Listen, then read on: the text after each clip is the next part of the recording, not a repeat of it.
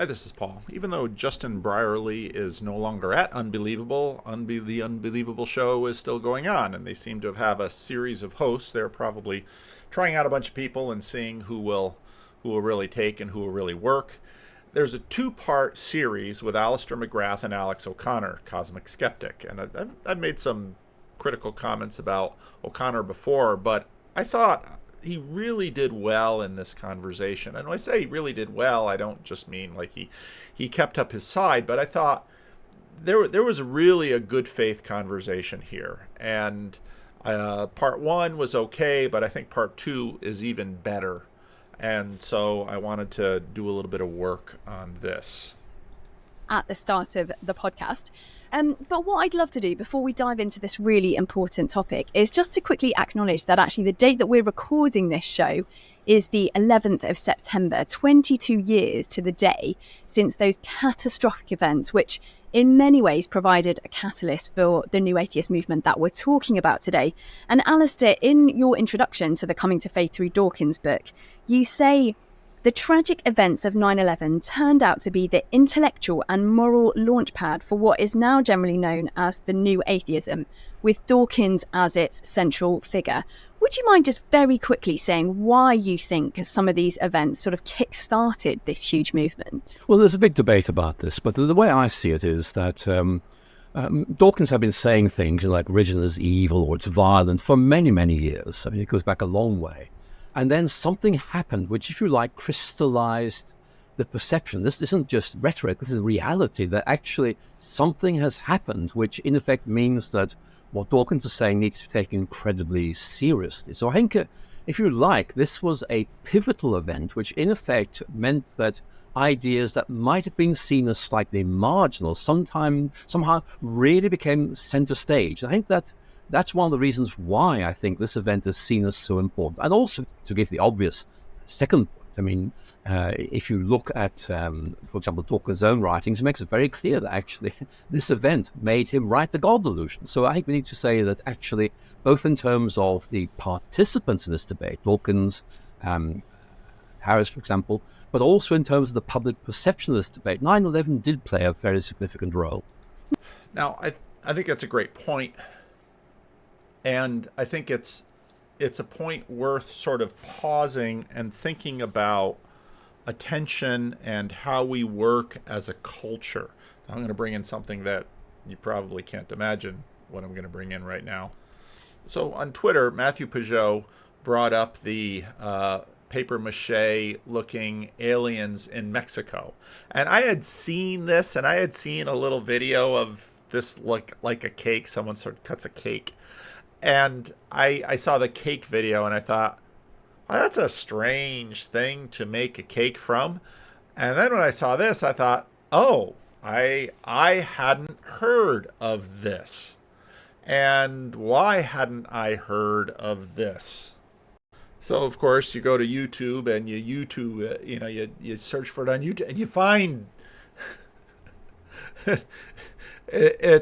It's funny because you just look at it and, oh, here's X-rays and what is this going on, and they're holding him up and there's two of them, and they had some scenes of when they brought him to the Mexican Parliament.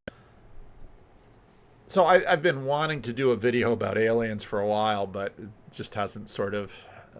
It's going to take a little bit. It's going to take a fair amount of time and thinking through about this whole topic, because I think it is an important topic and there's a lot to say and think about it.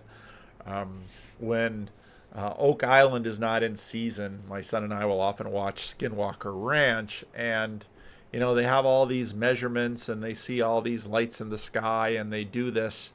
And before 9/11, there were there were a number of attacks. Attack on a U.S. destroyer. There was a first attack on the World Trade Center.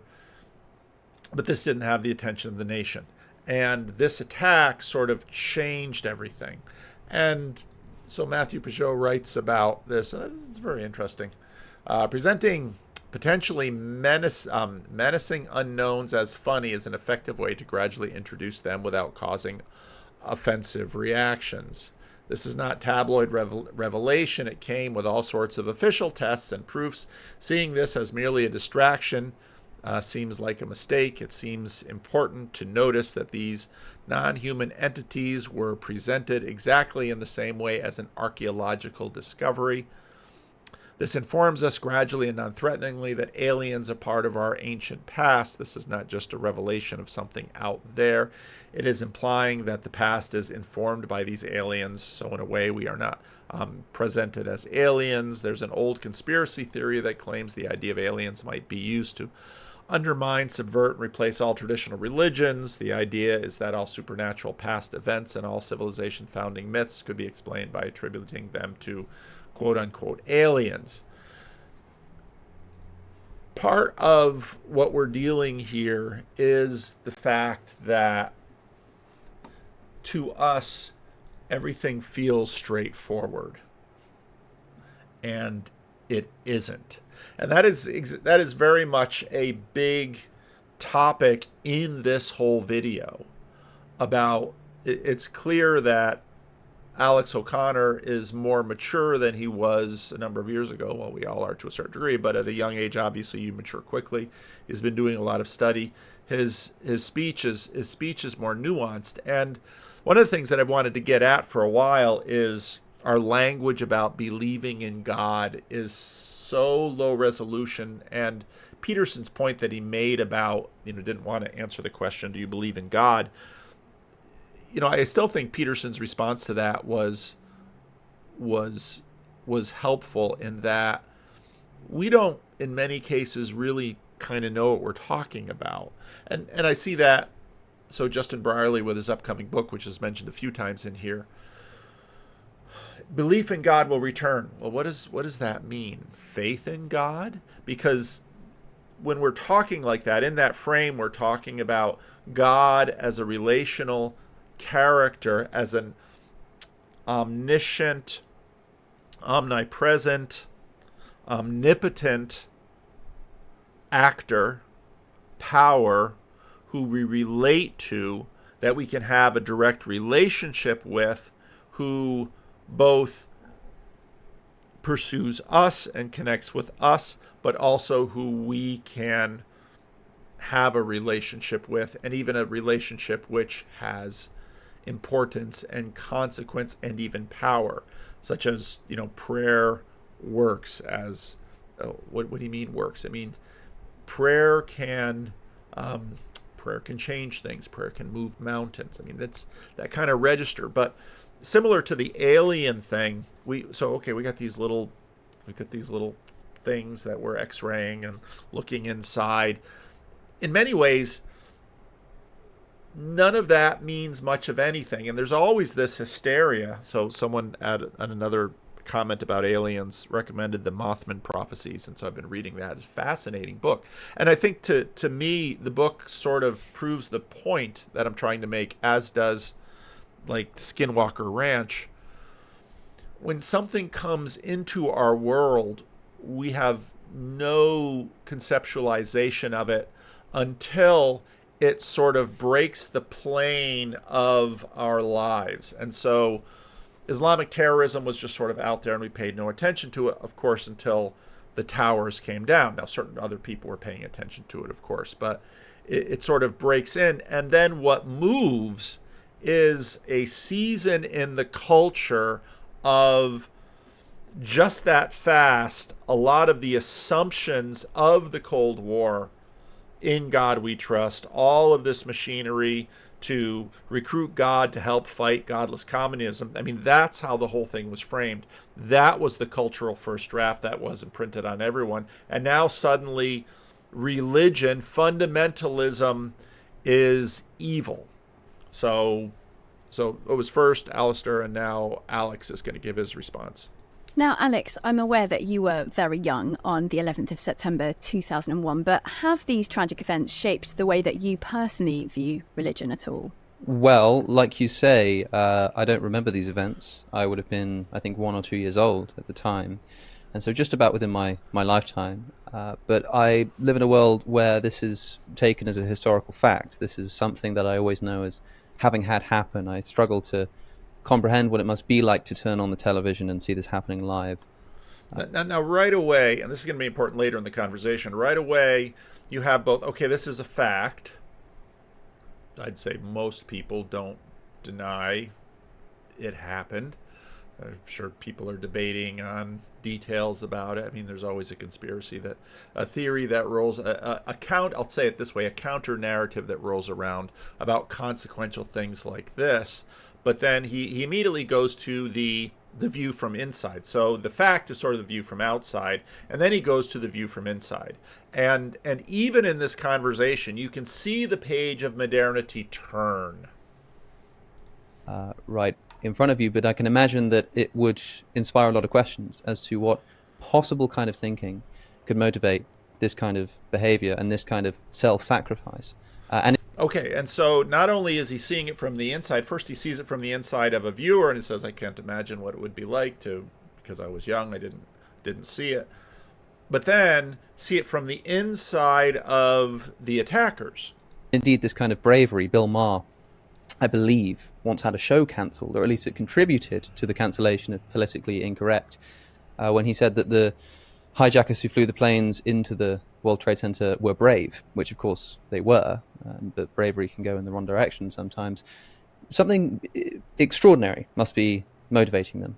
Now, of course, there's no surprise that this would put the question of religion on everybody's lips, but I think it's done just as much to engender debate about foreign policy and about American. Now he mentions religion, and in that context, again, it's sort of in the modern frame and the secular frame where there's the non-religious world and then there's the religious world. So Sam sent me this video. It's a remarkable video with Peter Boghossian and David Silverman. They get to one point towards the end of the video where they have to ask if making your children Christian as a prophylactic against wokeness, making your children a Christian would be a prophylactic against wokeness, would it be worth it? And I thought, wow, has the world changed? And so little introduction here. So, Yeah, talk to me. You were woke. I was woke, man. I was right inside it. When I was running American Atheists, I was woke, and proudly so, emphatically so. I had my inner doubts, but and I held back on certain things. I always held back on I always held back on my support, or I maintained my support for ex-Muslims and for to an extent freedom of speech. But man, I was woke and I was in there. And I remember a good example is when we were doing Reason Rally 2 2016, Johnny Depp was coming, and he had that whole thing with Amber Heard come out, and I believed the woman. I believed all women. I was in charge of the roster. I took him off the roster. We canceled him, and I feel terrible about that. I publicly apologized for him since then, but I was so deep in it. And then okay, hold on. So go ahead. I just want to linger on this. So when you say you were deep in it, like when you participated or when you were a believer in that ideology, what kind of stuff did you believe? Like you gave us an example of believe all women, which is truly insane when you think about believing half the population. And we know that, like Tawana Brawley, when I was kid, we know that. Okay, what other kinds of things did you believe? Oh, I believed it was really, really important to have, a certain number of black people, a certain number of gay people, a certain number of women on the roster of any event that I put together. There were unfortunately a lot of white guys that I looked over and pushed aside because of their sex and color. And, I look back on those decisions with disdain because that's me engaging in racism and sexism. I'm not happy with the way I behaved when I was like that. I think, I know it was Hitchens who said it takes for good people can do good things, and for bad people to do bad things, but for good people to do bad things, it takes religion. And this is what I was doing. I was doing bad things in the name of what I now see as was my religion at the time. The whole video is full of this stuff. It's quite a video. But part of what is gone or going away is this framework where religion is something over here, and you don't have, you can if you're an atheist, you don't have a religion. You just look at evidence. I mean, that's just going away. What is present, and they'll talk about this in this video. What is present is that just everybody has an operating system. Everybody has a first draft. And that's your religion. That's your worldview. That's the way in which you react to the world. Now, again, religious communities, my own community, has been, this is stuff that was taught to me in junior high in Christian school. All life is religious. Everybody has a religion. I was a kid. Of course, everybody has a religion. Then I bump into people and say, I don't have a religion. It's like, yeah, you do. There's this first draft that you have, this pattern through which you address and see the world and interact with the world, and that very much gets played out in this conversation as well.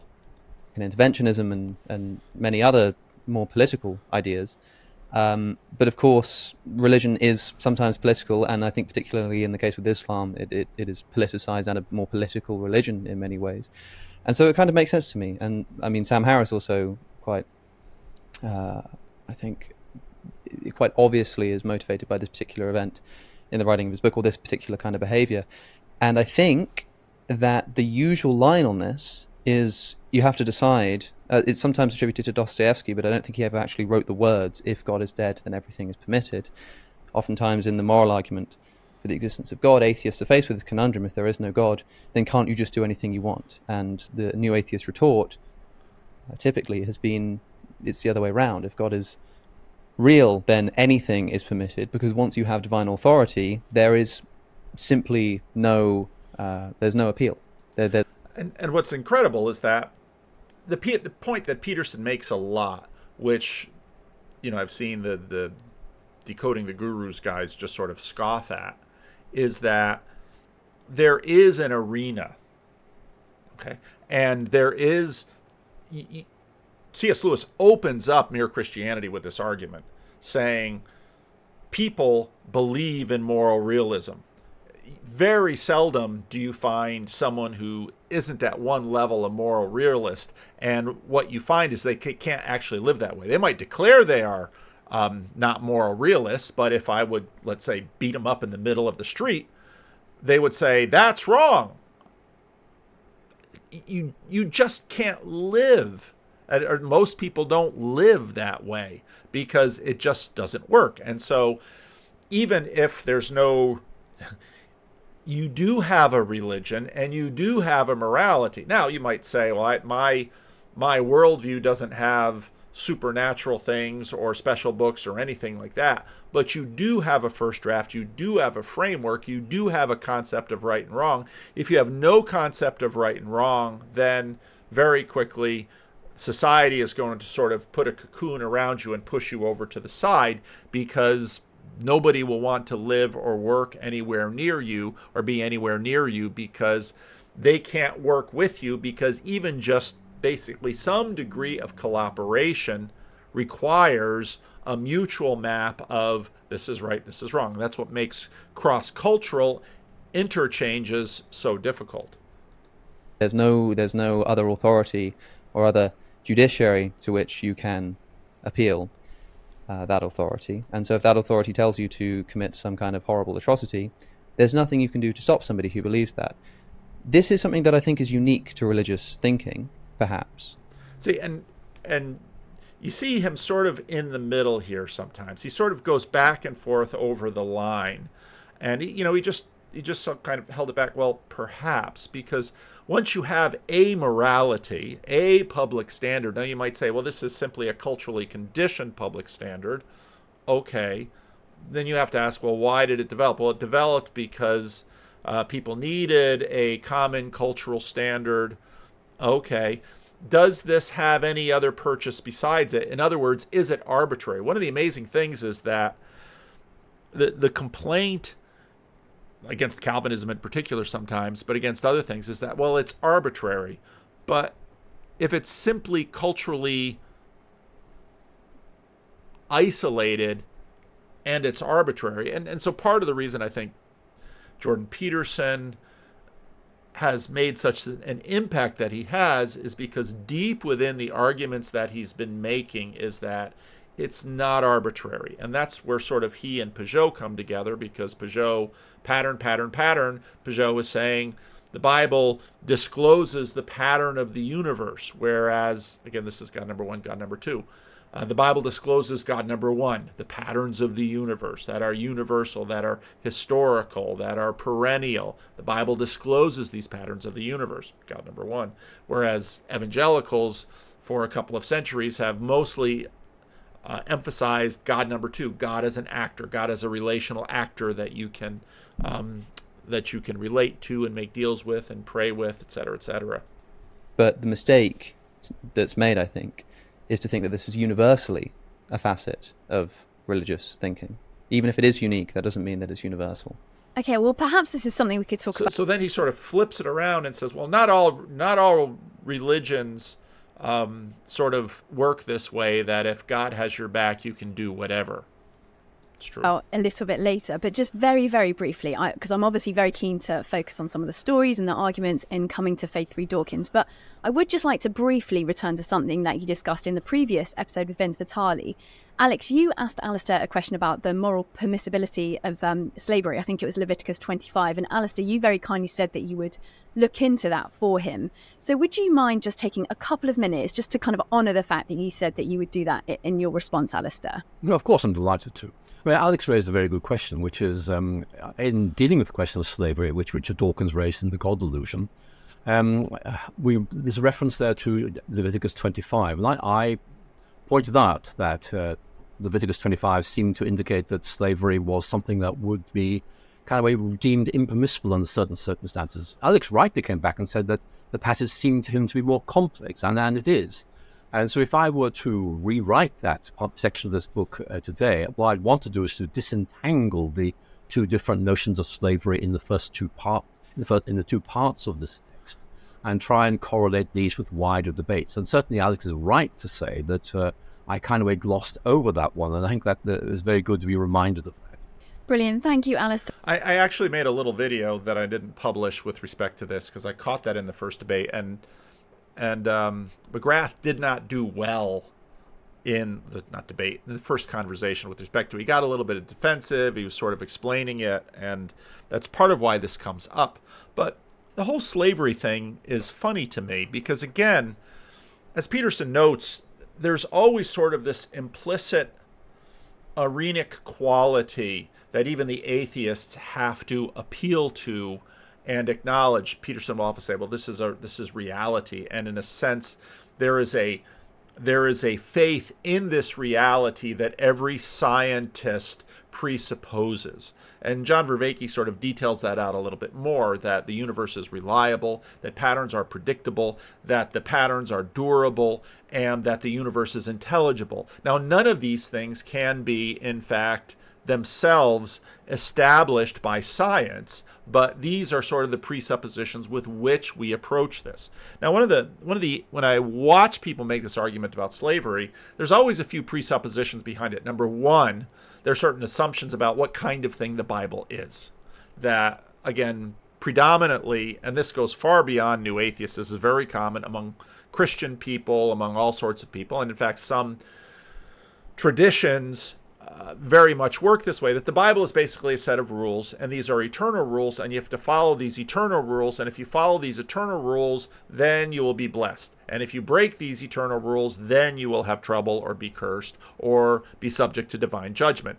Now, there's a degree to which that is true, but the Bible is full of a whole bunch of things, and certainly you can't just distill the Bible down into laws. I was listening to The Medieval Mind of C.S. Lewis, and Lewis notes that part of the turn in the 15th, 16th century, and Lewis points this out again and again and again, is that everything sort of goes from a relational model to a legal model. And I think you can do quite a bit of talking about this with respect to population growth, the experience of people that and the sort of the rise of large governments and large states, and this of course even gets into ideas about justice. Now I'm not saying laws and rules aren't bad things, but the implicit narrative goes like this: if the Bible would be a special book, then the Bible would have countercultural things in it that would be universal. Again, this is a very modernist way of thinking. There would be sort of monarchical vision rules that come down to us that today we could look at and say, oh yeah, that's right. A lot of the argument with respect to slavery is, well, this would have sort of been an impossible thing to lay on Israel because slavery was simply pervasive and universal. Well, but a timeless book would have a rule against slavery because we know slavery is wrong. And if you say that slavery isn't wrong, well then, other things are going to happen. And yes, slavery is wrong. Of course, there's a whole lot more nuance that goes into that. And so then I thought about the fact that, are there rules in the Bible that seem timeless and countercultural that almost every single time and place people listen to and say, no, we can't buy that? And I thought, look in the Sermon on the Mount. If you look with lust after another woman, then you have committed adultery in her heart. When people hear that, I mean, that's about as out of the sky as you can have, and it is regularly mocked. How about anger? It's regularly mocked. Because people say that's an absolutely unkeepable rule. Well, wouldn't the Israelites have said some banishment of slavery is an absolute unkeepable rule? And I'm not even convinced how you frame it, it could even be intelligible in the way that some of these elements of the Sermon on the Mount continue to sort of be unintelligible. When I was preaching on the Sermon on the Mount, Craig Bloomberg in his commentary on the Sermon on the Mount said, just basically listed the 7 basic interpretive approaches to the Sermon on the Mount that are out there today. And in many ways, we still quite don't know what to do with the Sermon on the Mount. It's just sort of out there. And are these laws? Are these eschatological pronouncements? What exactly are these Beatitudes, for example?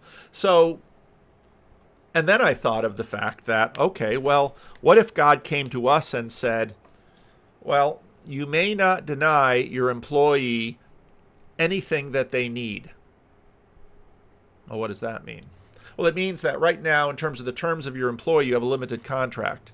If you contract with your employee that you're going to pay them minimum wage, or even if you're going to pay them a healthy salary, a 6-figure salary, let's say they have a need that comes up that goes beyond that 6-figure salary, then you must give it to them. No, that would just be that. In fact, we wouldn't look at that as moral at all. We would look at that as a violation of justice. And so what you see in the Bible is this sort of movement in a direction towards something. And I think instead of this way of talking about slavery, I think that actually makes more sense. Anyway, I made a little video about that. I didn't actually like how that video went, so I never posted it, but seeing as it came up right here, I thought I'd mention the main points of it here. Well, it's such a huge issue, and perhaps at some point we could create a whole show about slavery and some of the difficult passages in the Old Testament. But for now, we want to get on to discussing new atheism. And I just want to start with a quote from Peter Byram, one of the contributors to the book. And he, in some ways, I think what he says sort of sums up a lot of the stories in this book. He says, "He wouldn't like me saying this, but Dawkins put me on the road to Christian faith. He shook me out of my apathy and insisted that I follow the evidence where it led.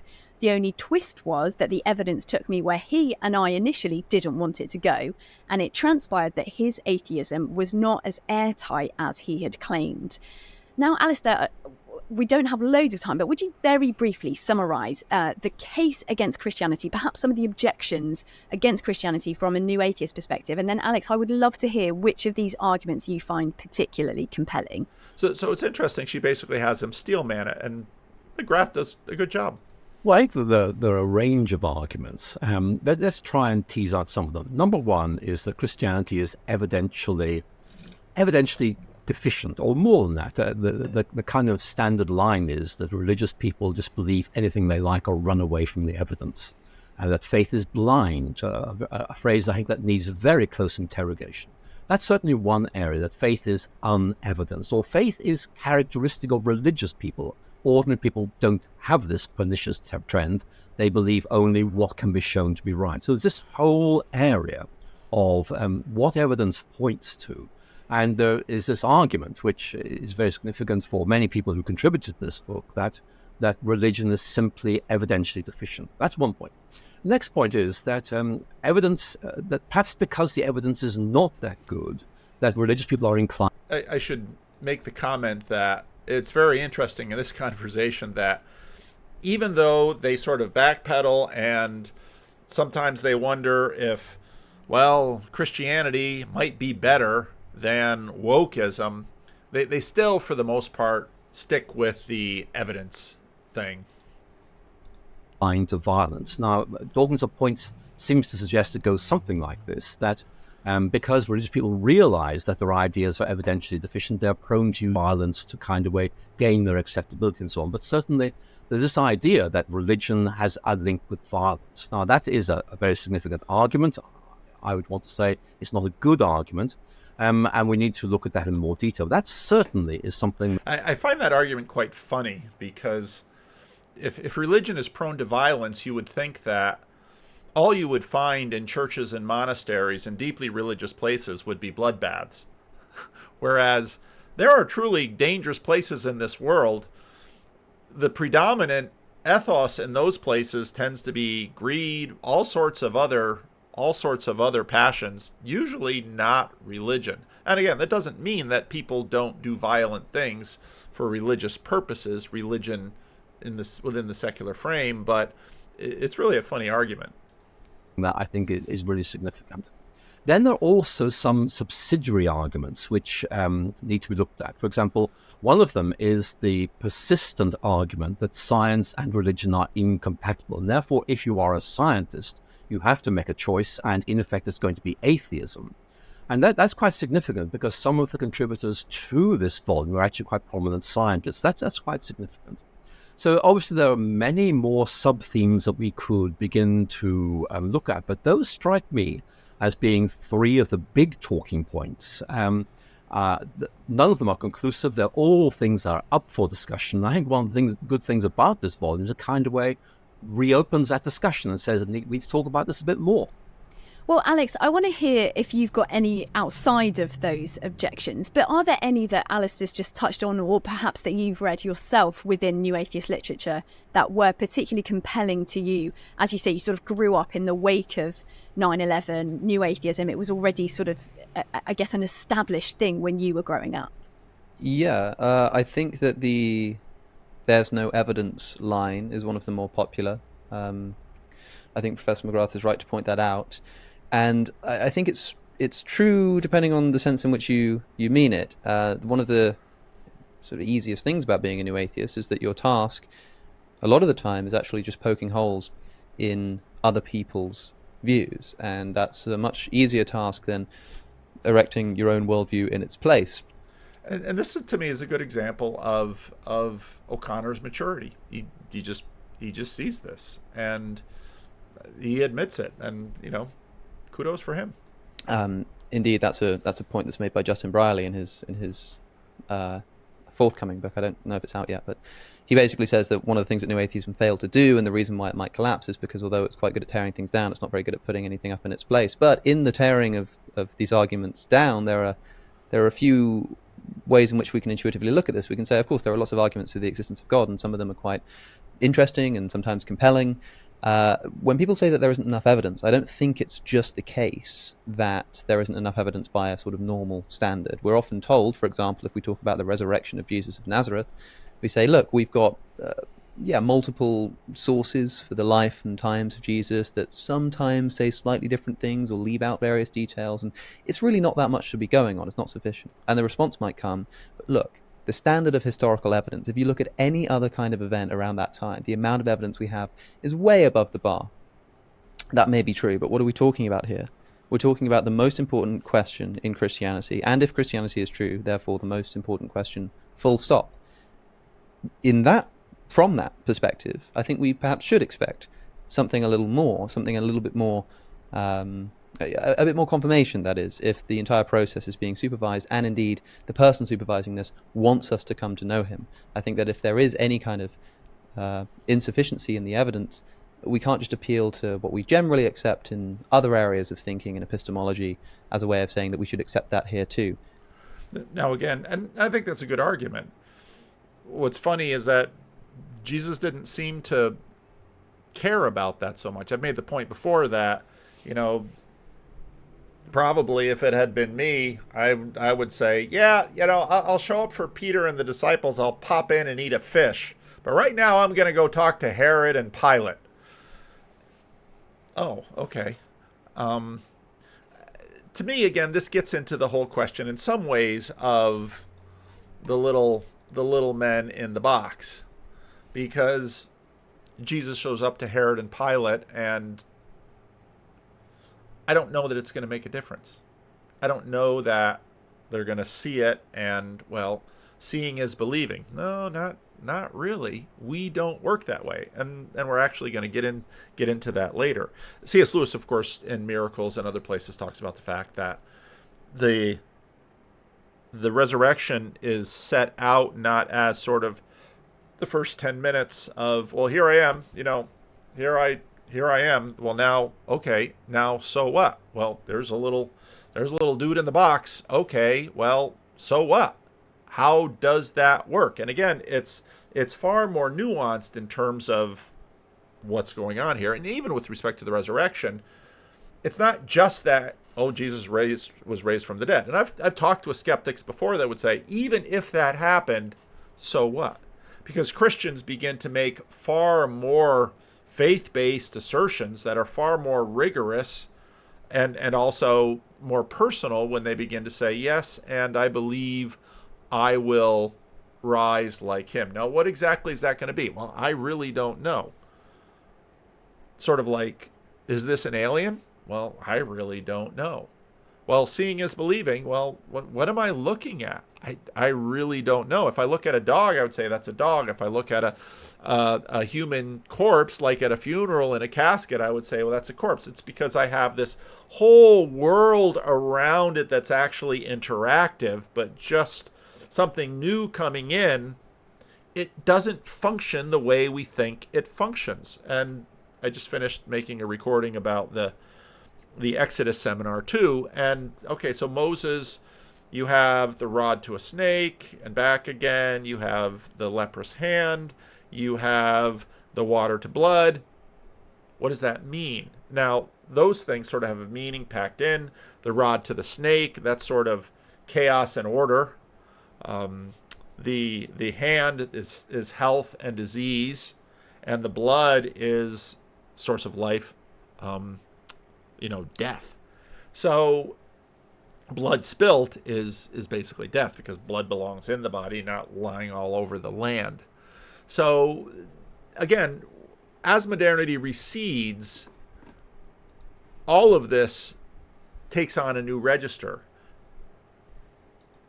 On the science and religion front, I think it's true. It's silly to say that science and religion conflict, because these are such broad categories. But I think it's fair to say that certain religious claims conflict with certain scientific findings. For example, there are flavors of Christianity, like young Earth creationism, that seem to flatly contradict the findings of modern science.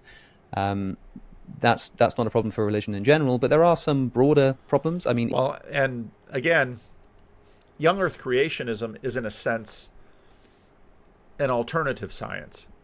That is exactly how they are approaching it. They're approaching it as an alternative science. Young Earth creationism is, in that sense, very modern. And I'm not saying ancient people, if pressed, wouldn't have sort of done, Bishop Butler's timeline. I'm not saying that. I'm saying that the approach to it is thoroughly ensconced in the modern world. Evolution has famously been one of the most talked about so-called objections to Christianity. Of course, there's nothing in principle that prevents somebody who's a Christian from believing in natural selection, but it does raise certain problems. For example, the specialness of human beings. If human beings are supposed to be special amongst other animals, then if we were to resurrect the entire evolutionary tree from our ancestral fish all the way up to a modern Homo sapiens, and you stand them all in a line, you get a human, a human, a human, a human, a human, and then they start to get a little bit more. Notice again, a very monarchical vision. This isn't phenomenological at all. This is just sort of something on a screen like in the Matrix populating it.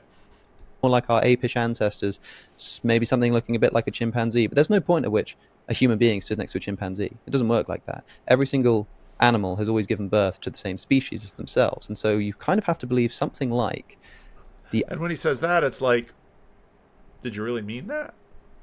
Arbitrary breathing of life into one of these animals, such that two identical creatures, both suffering, both struggling for survival, both experiencing all kinds of seriously troubling conditions, I think.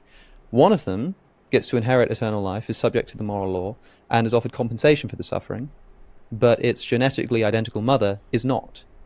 If you want to believe that there's a straight line between humans and other animals, that's the kind of thing you have to believe. Again, nothing in principle wrong with that, but I think it raises a problem that wouldn't exist without the science. Many scientists are religious, indeed, and many have contributed to this book, but I also think it's worth noting that there are lots of areas of science, right? Again, look at regard. Because, well, how do we regard this? What is this? In that there are lots of areas of philosophy. Somebody could say, I'm a philosopher and I don't believe in God. That might be true, but you might find that the majority of philosophers don't believe in God, but that the majority of philosophers of religion do. And I think that would be an important clarification, and I'm not quite sure which area of science would be the most theologically relevant here, so perhaps that's something that's worth discussing. Well, Alistair, I would love to talk a little bit about the sort of science-religion debate at some point, but perhaps before we do that, why do you think New Atheism has rather lost its appeal today? Well, I think people have just moved on. This always happens. You have, for example, you take the publication of H.A. Ayer's Language, Truth and Logic. I mean, it caused a flurry of activity. Everyone thought, hey, the world's a different place. We've moved on. New excitement, all these things. And then gradually people began to realize, nope, great to talk about these things. Okay, attention. Notice, and this is a theme that's going to build in this video, that we're recognizing that we're not just we don't have this monarchical vision, we're not just these impartial observers taking in a world of objects, that we're bringing something to this, and it is in fact transjective as we go back and forth. But actually, it's not quite as simple as that. I think we do have something here that in many ways Richard Dawkins has seen with New Atheism as a whole, but I think Richard Dawkins in particular is seen as having energized a very interesting discussion, but we've moved on. The New Atheism has got itself entangled with the American right in politics. Why on earth, I don't know. It was a very bad mistake, but that happened, and I think we need to say that has really been a very, very bad misstep on its part. But I think more than that, I think people are just saying, well, actually, it is rather more complicated than Richard Dawkins is suggesting, which just clearly is the case. But secondly, I think there's a point that is definitely... Well, one of the things that has really moved on is the fact that in the first conversation between McGrath and O'Connor, they quoted Dawkins as saying, well, I just don't want these people to have influence. And the one time Dawkins goes on Unbelievable, he basically says, well, no, you're the nice kind of people. I mean, it's fundamentally a political question, which is exactly what these two are worried about. They're for the most part worried about politics and having politics roll out the way that they think it should roll out.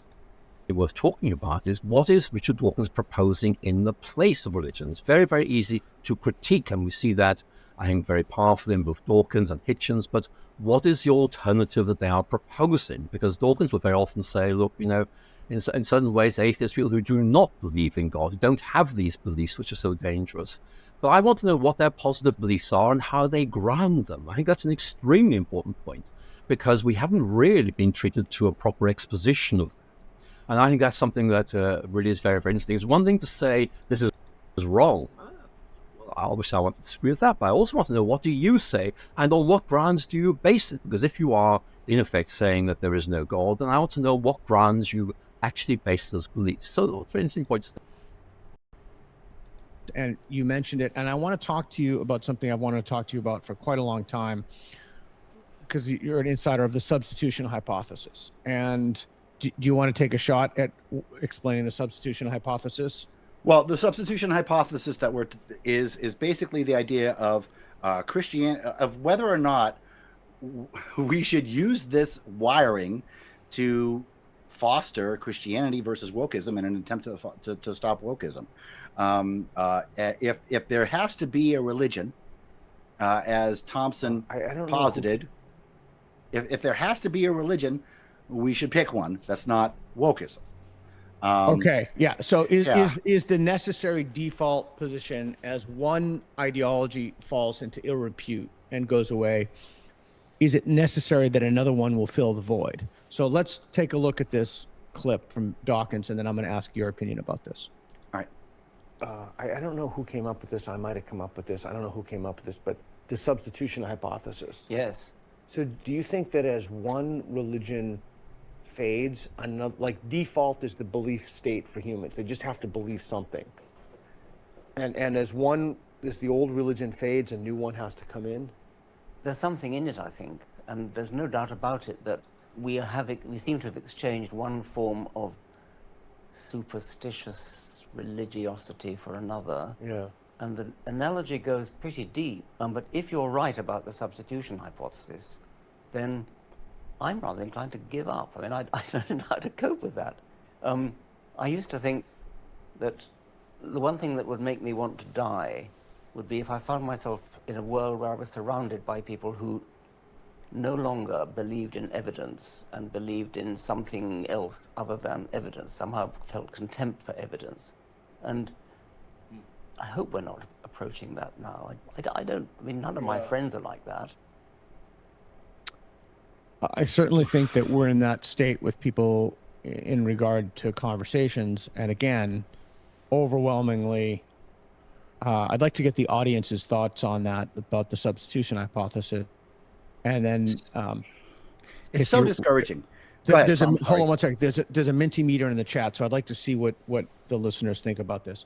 Okay, so what is your take on the substitution hypothesis? There. But in general terms, we just have a new generation arising, and they have different interests and different concerns.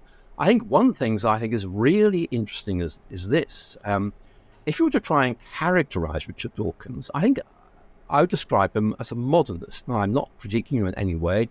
I'm simply trying to give a neutral description of where I think I would place him on a map.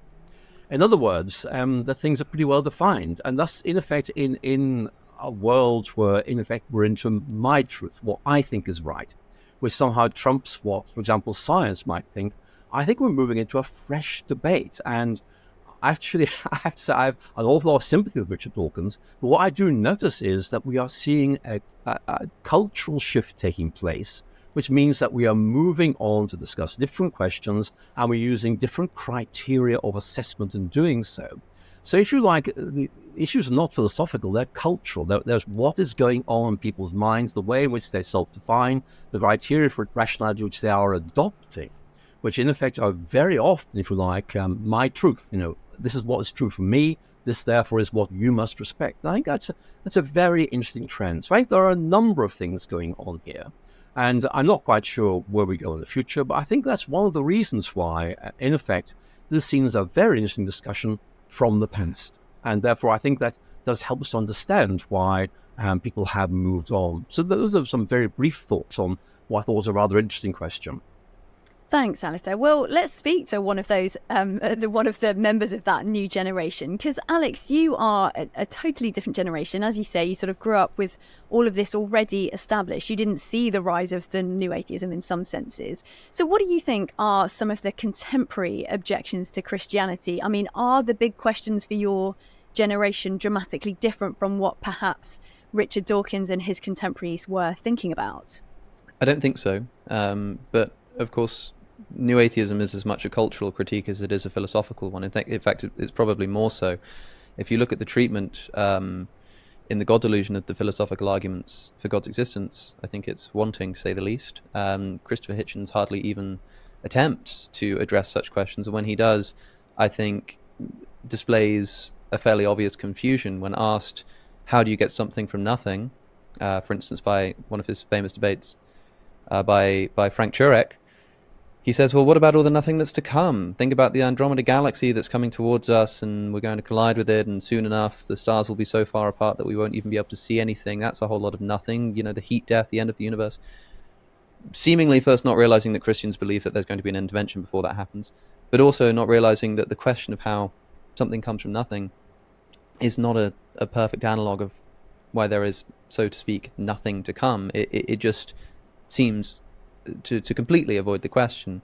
And I think that's the kind of thing that you often saw with Christopher Hitchens, more of a cultural critique. And so, okay, yes, there's a lot of sort of old news here, but I think that's got to do with the cultural stuff. Religion is bad, religion makes you think bad things, religion causes wars, this kind of stuff, when people hadn't really considered this in the sense that it hadn't been mainstream public appeal for this kind of thinking. It's quite new and fresh and exciting. Now I think that's been replaced by the whole culture wars, woke culture type thing. 10 years ago, 15 years ago, we would have turned on Fox News or the equivalent of GB News or whatever then, and they would have been talking about religion and evolution in schools, and now they're talking about gender theory in schools instead. It's just a cultural shift. This happens every 10, 15 years. Something captures the nation. But the philosophical arguments remain the same perennially. That's very much the problem, and part of the inherent nihilism of being a philosopher, and that you realize that you're asking and answering the same questions that Plato and the ancients were. Nothing's changed on that front. And so the sustaining arguments for atheism are pretty much as they always have been. The problem of evil, divine hiddenness, considerations about mind and body maybe, that kind of stuff. It all remains the same, but as do, in many ways, the religious arguments. Some developments in science tell us interesting things that might inform these arguments. We say, well, look, science has done so much for the philosophy of religion because it's shown, for instance, that the universe had a beginning. Well, it shows that the universe with a small u had a beginning. It doesn't show that there was a beginning of all that could possibly exist. And also, Al-Ghazali thought that the universe had a beginning. Of course, we now might be able to confirm that experimentally, but the philosophical arguments that are informed by the universe having a beginning have existed for as long as thinking apes have. And so it doesn't actually change that much about the fundamental debate. And equally, there are arguments on the other side. The more we discover, we also discover, for instance, evolution by natural selection is a process that is defined by death and suffering. Survival of the fittest is death and destruction of the weakest. And so we're now in a position to know that the mechanism by which God would have chosen to bring about the variety of species on planet Earth is one that has suffering built into its very system, such that 99.9% of every species, let alone every animal that's ever walked this planet, has been brutally wiped from existence by being torn apart by predators or disease or not being fit for its environment. But again, he's not noticing that he's noticing suffering. Well, why do you notice the suffering? Well, where does that come from? It's again part of this arenic assumption that he lives within, and that arenic assumption also has a history. This seems to, again, inform an argument from the problem of evil, but it's still the same problem of evil that was talked about before we discovered natural selection, if you see what I'm saying. Thanks for that, Alex. Alistair, we've only got a couple of minutes before we've got to go to a break, but you talked about this kind of my truth, your truth. I guess relativism is perhaps an issue that is more prominent now. And the other thing I wondered was whether apathy is more of an issue now. So one of the people in the book, Johan Erasmus, who's from South Africa, says at one stage many Christians considered new atheism as the biggest threat to the church. They were wrong. Atheism is not the problem, apathy is. For quite a few, atheism is just the beginning of the journey. I wondered what you thought of what he said, that actually apathy is the biggest enemy of the church. Well, I think there are many who would say this question is simply something that I do not wish to think about. It has no relevance for me. It generates controversy. I wish to avoid it. And actually, that is a well understood cultural stereotype. The person who does not wish to get involved in these debates because A, they fear it might go mad, it might lead to violence. And perhaps more importantly, I don't see what relevance it has. And I think we need to say that the options are not theism, atheism, but also agnosticism. And I think, I have enormous respect for principle agnosticism, which is simply saying the evidence is not good enough to allow me to make any decision at all. So that is a kind of additional point you need to bring in this discussion. So certainly I would say that we are seeing cultural changes taking place, not uniformly, but in different forms in different places. And it's very, very difficult to construct a global picture. I think that there is no doubt that in the West, things have changed quite. It almost slips by when he says it's very difficult to construct a global picture. And that is, again, one of these points that is behind all of this and behind almost everything. I find myself thinking about this all the time now. All of these judgments that we make, when you think about combinatoria explosion and the relationship with which we have to the world as we engage with it, these global pictures of things are getting better, things are getting worse. Look at this, look at this, look at this. Okay, look at that, look at that, look at that. And it's very interesting, even within, let's say, just one person like Jordan Peterson, if you get him talking about climate or money or wealth, he'll say, things have gotten better, better, better, better. Then you talk about university, well, things have gotten worse, worse, worse, worse. In terms of marriage or sexual ethics, things have gotten worse.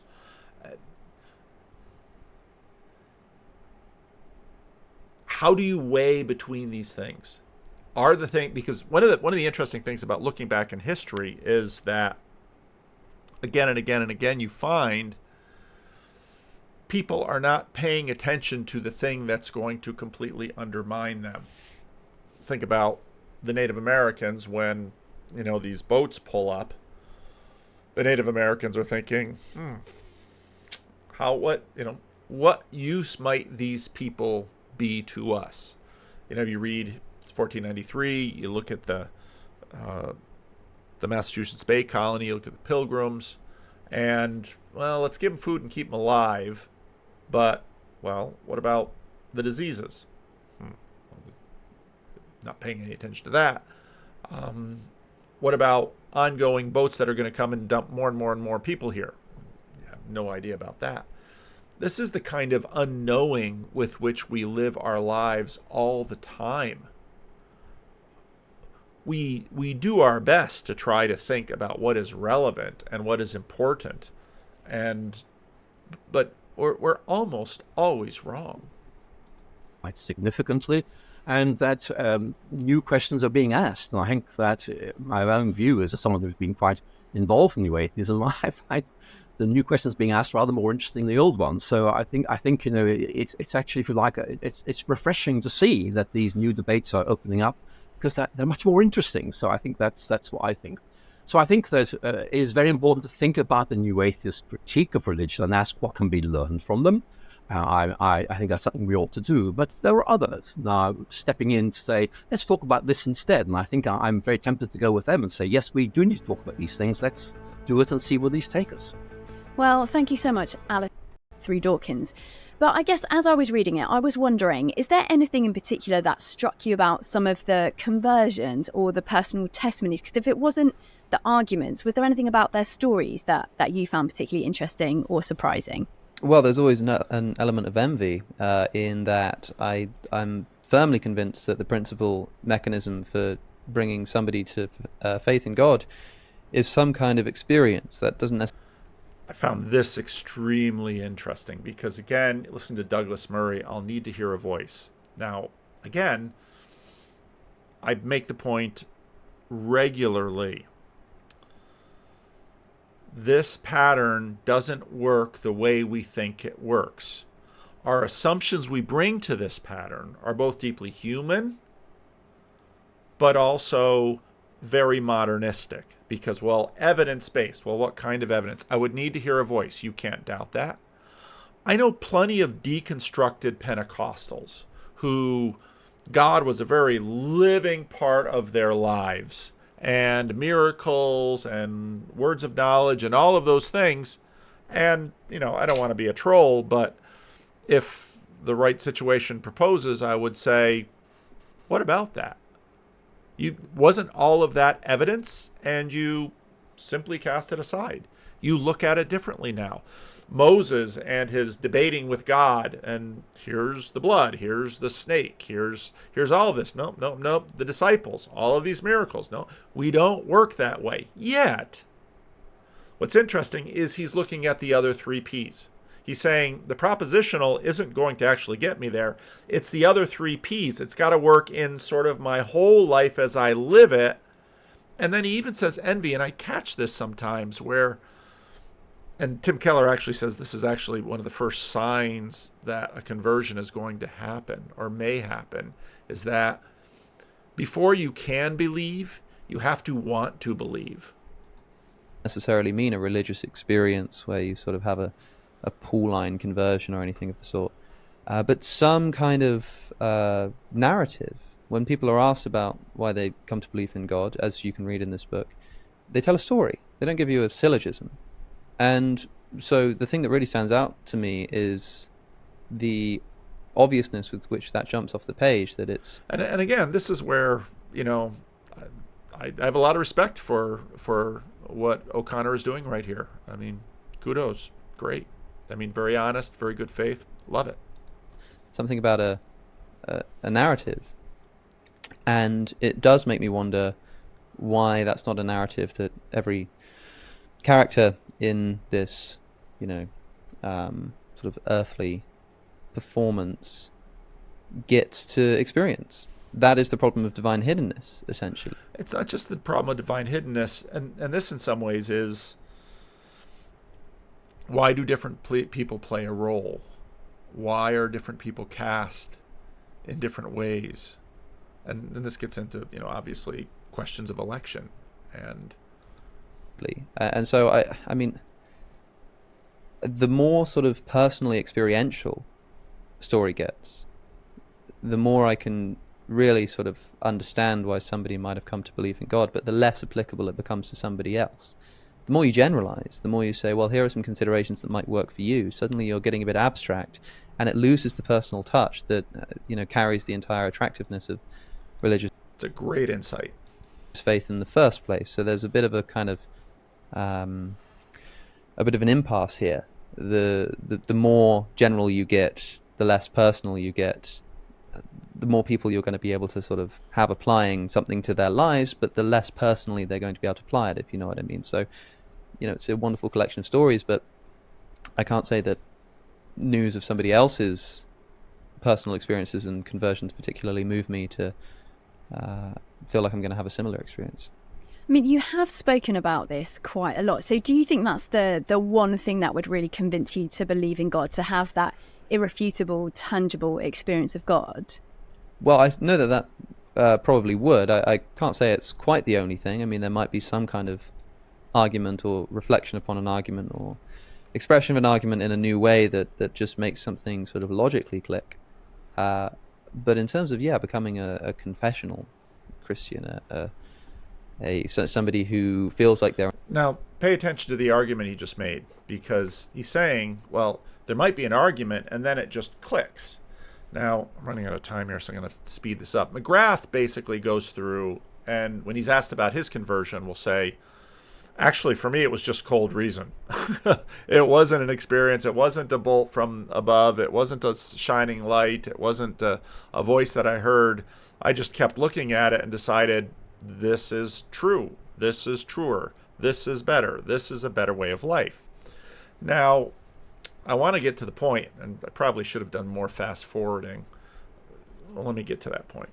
Because the point that Alex makes here is that, well, if it's a better argument, okay. But you have to apprehend a better argument. And this is something that sort of rationalists often sort of imagine or don't see.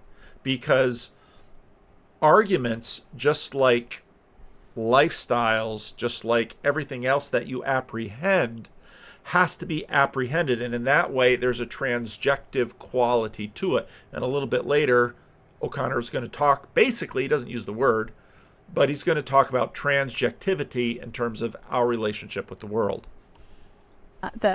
Alistair's experience was rather dull. Well, I know it does happen, and I suppose that kind of conversion story might be overrepresented in academia, for example. If somebody is willing to devote themselves to study and argument and that kind of way of thinking, then perhaps that is just the way that the way that your brain works. And I know that there are examples of people who do become convinced through seemingly argument alone. I think I referenced Anthony Flew before, perhaps even in the previous episode, as an example of someone who at least ostensibly did the same. But then I do also agree. I mean, in saying that there's no experience involved, I find it interesting that this comes after talking about putting on new theoretical goggles, I think was the phrase. This seems to be a way of describing changing the way that you interact with the world. And I actually agree entirely that this is the case. I recorded a podcast with a man called Anil Seth, who's a philosopher of consciousness, and at the University of Sussex. And he wrote a book called Being You, which is a fascinating overview of some of the recent developments in the science of consciousness. And his personal theory, or the theory that he promotes, is that consciousness is something like a meeting in the middle of inputs and outputs. That is, it's not just that your brain is this sort of blank slate that just takes in information and processes it as it is, but it's also not the case that you invent the entire world around you. There really is a microphone in front of me, but the way it looks, the way that I position it in my sort of spatial dimensions around me, that kind of stuff is something like a projection of the brain, and it's something like a meeting in the middle. So a little bit of cognitive science, a little bit of consciousness from a source that he respects, learns it in a podcast. It basically says our apprehension of reality is transjective. It uses his own word. It's sort of a meeting in the middle. And we talked about, I mean, you'll probably be familiar with the black and blue dress that was a phenomenon across the internet, where people couldn't agree on the color of this dress, and it probably has something to do with the white balance of the camera. There are examples of these kinds of illusions which are all the more fascinating because you can choose what it is that you hear or what you see. So the best example, I think, is this toy of some sort that also went viral for saying brainstorm. The toy, you press the button and it says brainstorm. But if you listen to it and you listen for the words green needle, you hear the words green needle instead. And it's like the black and blue dress thing. It's phenomenal. If you haven't listened to it, just type in brainstorm green needle into YouTube, and you can go as many times as you like, and whichever one you're listening for is just the one you hear. It is phenomenal. And we were just talking about, how does the brain do this? Why does this happen? How is this even possible? And what we realize is an implication of this, that you do hear... How does the brain do this? Why is this even possible? Okay. You're beginning to see your presuppositions. You're beginning to see your religion that's behind everything else. And you say, no, we apprehend the world naively. Again, the first big event on stage between Jordan Peterson and Sam Harris, this was exactly the point that Peterson tried to help Harris see. Harris, who apparently has an advanced degree in consciousness, and Harris just sort of, no. We see the word, and play around with meditation, fine, and play around with altering this, yes, but finally the religion says we apprehend the world in such a way so there is no God, because the hiddenness of God, we would see it. Again, back to the story from Don't Sleep, They're Snakes. The Westerners didn't apprehend the God. The rest of the village did. Was the God on the beach? Or see or experience, I guess, what you expect to. This is a sort of crude, obvious example, but we think that this extrapolates at least slightly. If you expect to hear green needle, you hear green needle. You actually do. Okay, so if you expect to see God in the world, then you see God in the world. You actually do. So I agree that that's the case. But I do think this sort of goes both ways, right? Because if I said the same thing as an atheist, it would sound like a criticism of religion. Yeah, well, you just expect to find religion in the world. You sort of go into it with a sort of pre-existing religious framework. And so, of course, you're going to see evidence abounding for God's existence. And, of course, you're going to see his hand working in the sort of minuscule aspects of your daily life because you come to expect it. That's the thing. If you sort of... But that's not maybe for a modernist Christian, that's not necessarily a challenge for a Christian. Karen on the Meaning Code just had... I haven't listened to the whole thing yet. I just started listening to it today. Had Ian McGilchrist and David Schindler on, and what a cool combination. And Karen is super interested in the question about loving, and what does love enable you to see? Now, the whole premise of the modernist worldview is it's all flat, everything, Vervaeke runs through this very nicely, it's all accessible, everything, and Vervaeke's like, that's not how we work. Peterson again and again to Sam Harris, this is not how we work. Now, the Christian worldview is not dependent upon that modernist worldview. His worldview is. And so this bit of knowledge about the world is devastating, and it's a big part of the reason modernity is going away. And this entire conversation that he has with Dawkins about, well, if it isn't the case that people just see evidence, then I don't want to live. Well, there's your religion. Peterson says people don't like getting kicked in the axioms. Well, cognitive science is kicking Dawkins in the axioms. And he's basically saying, I don't think I want to live in a world that isn't religious in the way that I think it is. Take off those goggles for a moment and look at the world through a materialist's lens, consider that hypothesis, you'd see that it's equally plausible and equally livable. And I don't... Can you really take off the goggles? We sort of try, we sort of pretend, we do as if, but do we really take them off? To what degree are we slaves to these worldviews? I don't know if that's true, but if that is the case, then in theory, I think this works better as an argument for at least agnosticism. If the argument doesn't have to be something like, well, my goggles are better than yours, but my goggles see just as clearly as yours. That is, if I put on a materialistic lens and look at the world, do I see God's hand working in my daily life? Like, not really. Well, okay, fair enough. But are you going to say that there is no better perspective, or the better perspective can't be known? Because then, at least the Christian has the advantage, because the Christian can live by faith. The faith that the evidentialist has is in their ability to apprehend evidence. And if this is true for seeing God's hand and doing all of these things, isn't it also true for the apprehension of arguments? Because sort of what they do is they say, well, cognitive science and the way we view the world and the dress and the hearing and all of that stuff. But that's also true of what arguments you find convincing and what arguments you dismiss. Because if you just watch people making arguments going back and forth, it's amazing any argument lands at all. They do to a degree, but they don't work like purportedly arguments are supposed to work. Well, that's because human beings are. Well, that's exactly the point. Human beings are, and we don't stop being human beings when we're talking about this stuff. We are human beings. And at least in a faith context, you have someone to appeal to. Otherwise, you're just left in the universe understanding that you can't know. And that's sort of on the slippery slope to nihilism. Maybe in some poetic sense. But if it is the case that you can change that just by putting on different metaphorical goggles, I don't know if you'll agree with me that seems to be... Remember, he started out a little bit of envy. Well, if you're envious, just do it. If in fact it's arbitrary, put on the goggles that make you happier.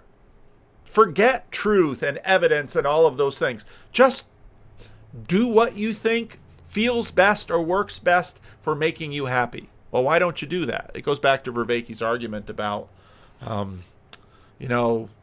if you're in a wonderful romance, do you want to know if your beloved is cheating on you? Yes, I want to know. Why? Because I don't want to think that I'm living in a lie. Oh, why don't you want to think that? Because I want to at least maintain some illusion of control over my life. Oh, well, what's that about? It's trust. It's faith. More of a trouble for religious belief than it is a help for it. Well, Alex, I would love to know, is there anything outside of that kind of personal experience that would convince you that God does exist, that you could legitimately believe in God? I'd like to say a sound, valid argument.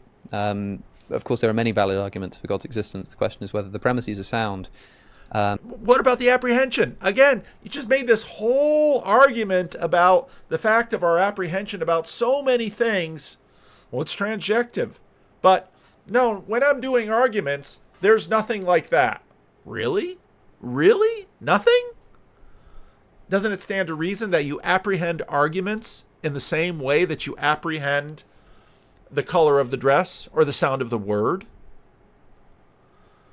And if that is the case, where does your whole argument go? And this, you sort of default back to Descartes and say, well, if God is a grand deceiver, you might as well just throw up your hands, because there's no point to anything. But the argument from religion is, well, it's something. There is evidence, but it's finally a position of faith that being is good, and God has made the world in such a way that, while not perfect, our faculties can apprehend truth to a degree. And I mean, this again is the classical argument for the rationality and, in fact, the necessity of faith. And again, Lewis, Alvin Plantinga, they've run through the Darwinian argument that says, well, if all of our faculties to apprehend are simply the product of adaptive advantage, then they're not actually connected to any truth. Then truth cannot be apprehended. Science is based on the premise that truth can be apprehended. And in fact, the reliability of science should be evidence for that presuppositional belief. So I'm about out of time. I'm 40 minutes in. It's an hour and 24. I thought it was a terrific conversation. I was impressed with how honest and transparent and what a good faith conversation O'Connor was. I've been critical in the past, but I was really impressed by this. So, I even in my own transjective apprehension of things am, of course, biased myself. As of course John Vervaeke keeps saying, the relevance realization and the biases are actually two sides of the same coin. We need that to cut through the combinatorial explosiveness. And he's right. So I try to be fair, and I try to, when I see something that's fair and truthful and in good faith, I wanna praise it and recognize it and congratulate it. So this has probably gone on too long. I probably should have done some more preliminary editing and picking the spots, but you'll get a sense for the whole conversation and listen to the whole thing. So leave a comment. Let me know what you think.